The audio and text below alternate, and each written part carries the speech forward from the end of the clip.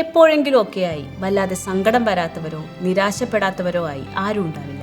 ആ സങ്കടവും നിരാശയും നമ്മുടെ ജീവനെയും ജീവിതത്തെയും തന്നെ ബാധിക്കുന്ന അവസ്ഥയിലെത്തിയാലോ? പറഞ്ഞു വരുന്നത് ഡിപ്രഷനെ പറ്റിയാണ്. ഡിപ്രഷൻ വെറുമൊരു സങ്കടമല്ല.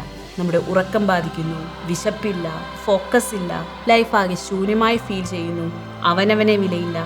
ഇങ്ങനെ മെഡിക്കൽ സയൻസ് കൃത്യമായി ലിസ്റ്റ് ചെയ്ത കാര്യങ്ങൾ തുടർച്ചയായി 2 ആഴ്ചയിലധികം നീളുമ്പോഴാണ് അത് ഡിപ്രഷൻ ആണോ എന്ന ക്വസ്റ്റ്യൻ വരുന്നത്.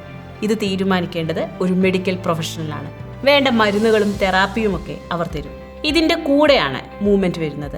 വർക്കൗട്ട് ഒരിക്കലും ഡിപ്രഷനുള്ള ചികിത്സയല്ല, മറിച്ച് വിഷാദം വരാതെ തടയുന്ന, വന്നാൽ ചികിത്സ എളുപ്പമാക്കുന്ന ഒരു ഘടകമാണ്. വർക്കൗട്ട് ചെയ്യുമ്പോൾ ശരീരം ആകെ ഒന്ന് ഉഷാറായി നമ്മളെ ഹാപ്പിയാക്കുന്ന എൻഡോർഫിനുകൾ ഉണ്ടാവും. സ്വയം വില തോന്നാനും, ഇന്റലക്ച്വൽ എബിലിറ്റി കൂട്ടാനും, ക്ലാരിറ്റി കിട്ടാനും, ഇടയ്ക്കിടെ മുറിയുന്ന ഉറക്കം ബെറ്ററാവാനും ഒക്കെ ഇത് സഹായിക്കും. ഈ പറയുന്നത് 6 പാക്ക് ഉണ്ടാക്കുന്ന കാര്യമല്ല, ലൈഫിനെ തിരിച്ചു പിടിക്കുന്ന കാര്യമാണ്. ഇതിലെ ഏറ്റവും ബെസ്റ്റ് സംഗതി എന്താണെന്നറിയോ? നമ്മൾ ഈ വർക്കൗട്ട് എന്ന് പറഞ്ഞുകൊണ്ടിരിക്കുന്നത് ജിമ്മിലൊക്കെ പോയി ഹാർഡ് വർക്ക് ചെയ്യുന്ന കാര്യമേ അല്ല. ഒരു ചെറിയ എക്യുപ്മെന്റ് പോലും നമുക്ക് വേണ്ട. ജസ്റ്റ് പുറത്തിറങ്ങി ഒന്ന് നടന്നാൽ മതി. ഒരു 10 മിനിറ്റ്.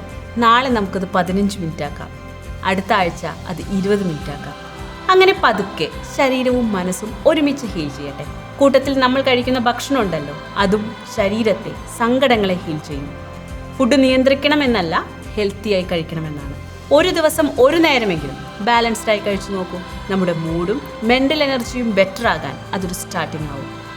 അപ്പോൾ മറക്കരുത്, ഒന്നും എന്നേക്കുമായി അവസാനിച്ചിട്ടില്ല. നിങ്ങൾ ഒരിക്കലും ഒറ്റയ്ക്കുമല്ല. ഇനിയും ടഫായ ദിവസങ്ങൾ വരും, പക്ഷെ ഉറപ്പായും നമ്മൾ തിരിച്ച് നല്ല ട്രാക്കിലേക്ക് വരും. ആ സമയത്തേക്ക് വേണ്ടി ഈ വീഡിയോ സേവ് ചെയ്തോളൂ. ഒപ്പം ഈ ഒരു ഉറപ്പ് വേണ്ടവർക്ക് ഷെയർ ചെയ്യാനും മറക്കേണ്ട.